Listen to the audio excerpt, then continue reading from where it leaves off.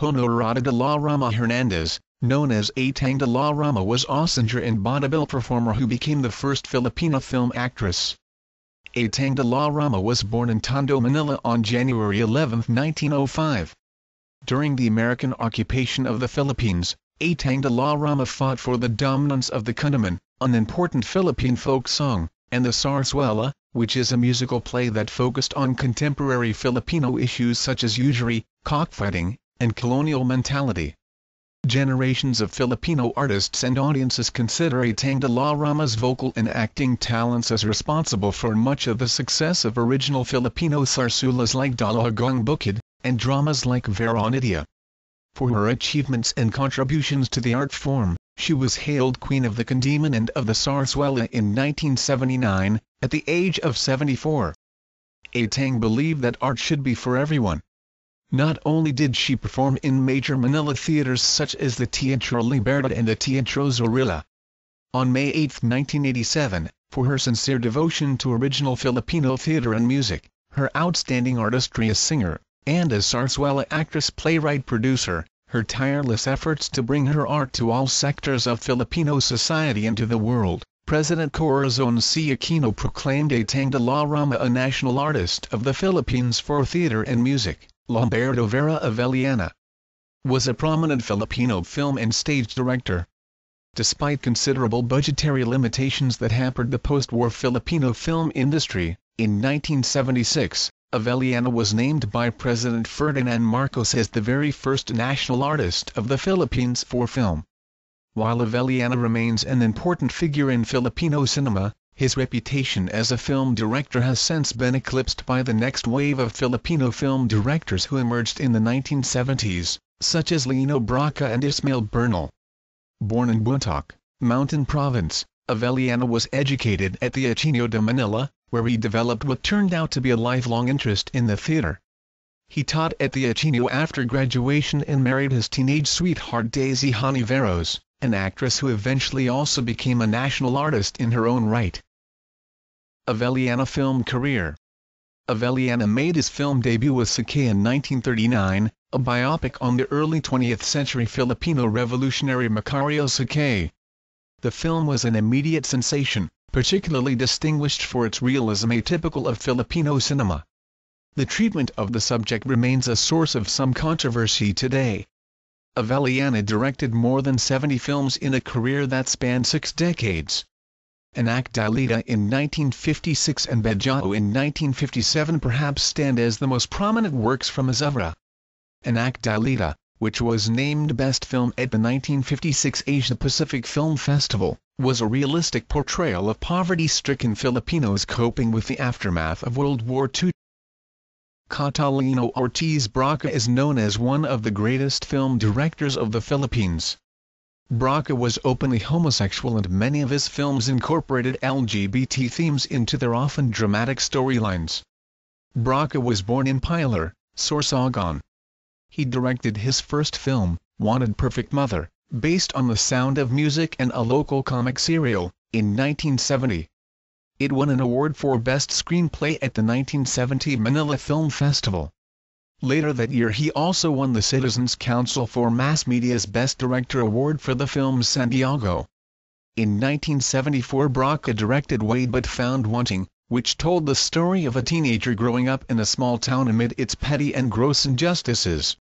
It was a box office hit, and earned Brocka another Best Director Award, this time from the Filipino Academy of Movie Arts and Sciences known as FAMAS.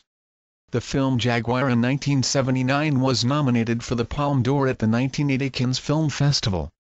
It won Best Picture and Best Director at the 1980 FAMAS Awards. It also won 5 Gawa Durian Awards, including Best Picture and Best Direction. Brocka directed over 40 films.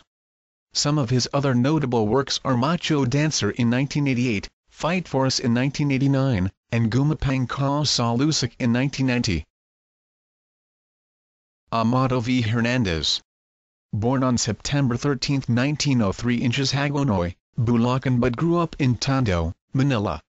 First Filipino national artist in literature in 1973. Author of the first Filipino socio-political novel. With the pen names Julio Abril, Herminia de la Riva, Amani Hernani. Known for his criticism of social injustices in the Philippines and was later imprisoned for his involvement in the communist movement. He was the central figure in a landmark legal case that took 13 years to settle.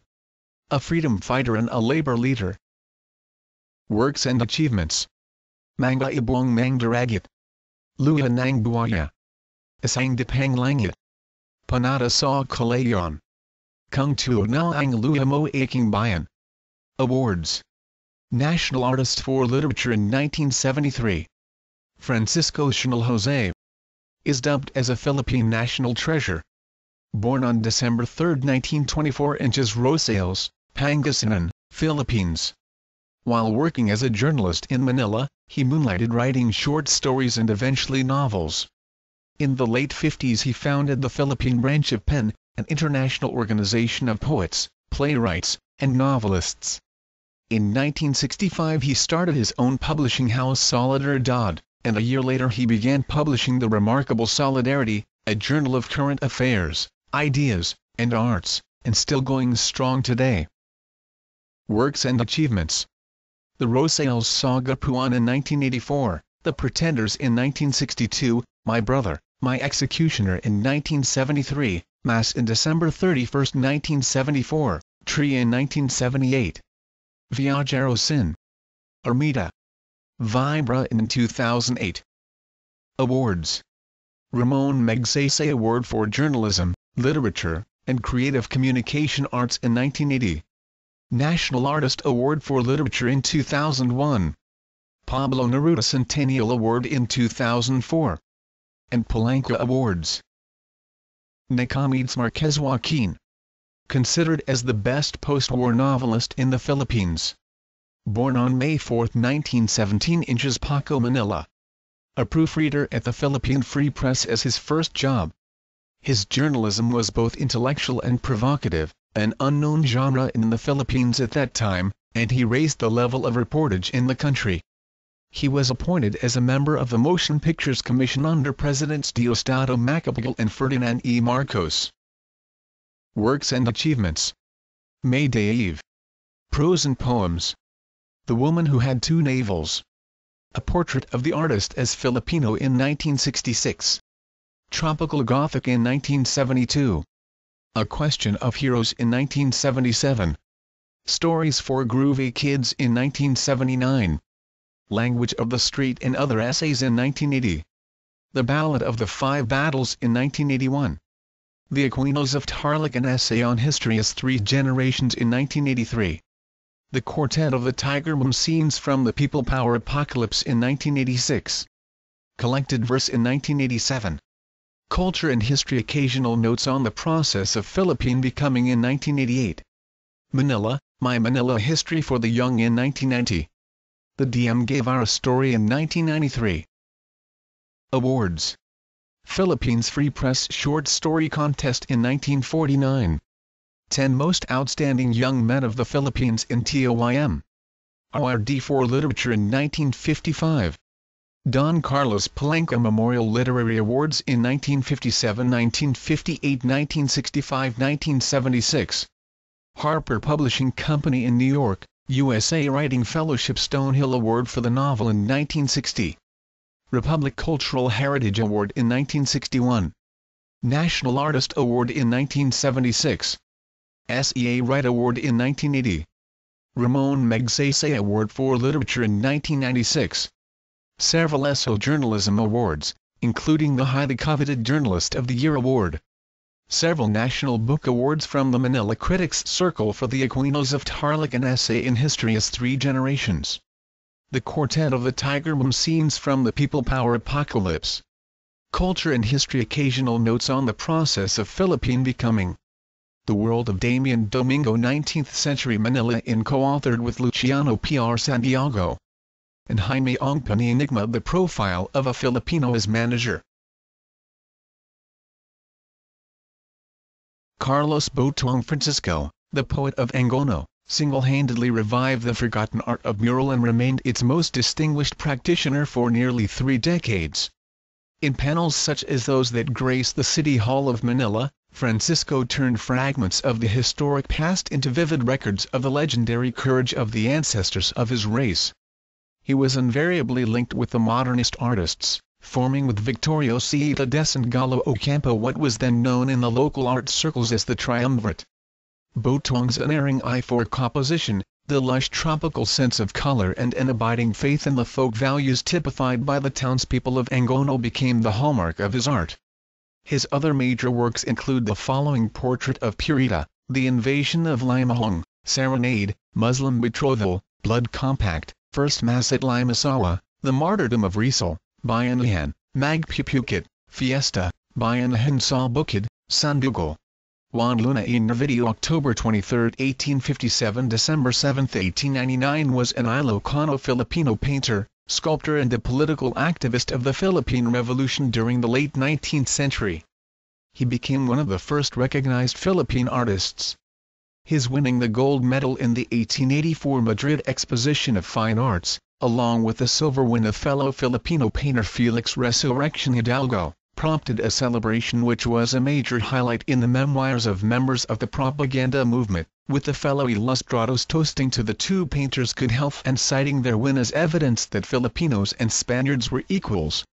Regarded for work done in the manner of the Spanish and French academies of his time, Luna painted literary and historical scenes, some with an underscore of political commentary. His allegorical works were inspired with classical balance, and often showed figures in theatrical poses. In 1883 Luna started the painting demanded of him by the Aonamino. In May 1884, he shipped the large canvas of the Spoliarium to Madrid for the year's Exposition Nacional de Bellas Artes. He was the first recipient of the 3 gold medals awarded in the exhibition, and Luna gained recognition among the connoisseurs and art critics present. On June 25, 1884, Filipino and Spanish nobles organized an event celebrating Luna's win in the exhibition. That evening, Rizal prepared a speech for his friend, addressing the 2 significant things of his artwork, which included the glorification of genius and the grandeur of his artistic skills. Vicente S. Manansala's paintings are described as visions of reality teetering on the edge of abstraction. As a young boy, his talent was revealed through the copies he made of the Sagrada Familia and his mother's portrait that he copied from a photograph. After finishing the fine arts course from the University of the Philippines, he ran away from home and later found himself at the Philippines Herald as an illustrator. It was there that Manansala developed close association with Hernando Ocampo, Cesar Legazpi, and Carlos Botuong Francisco, the latter being the first he admired most. For Manansala, Botuong was a master of the human figure. Among the masters, Manansala professes a preference for Cézanne and Picasso, whom he says have achieved a balance of skill and artistry. He trained at Paris and at Oda School of Drawing in Los Angeles.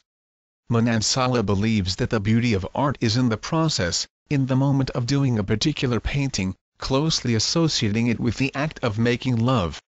The climax is just when it's really finished.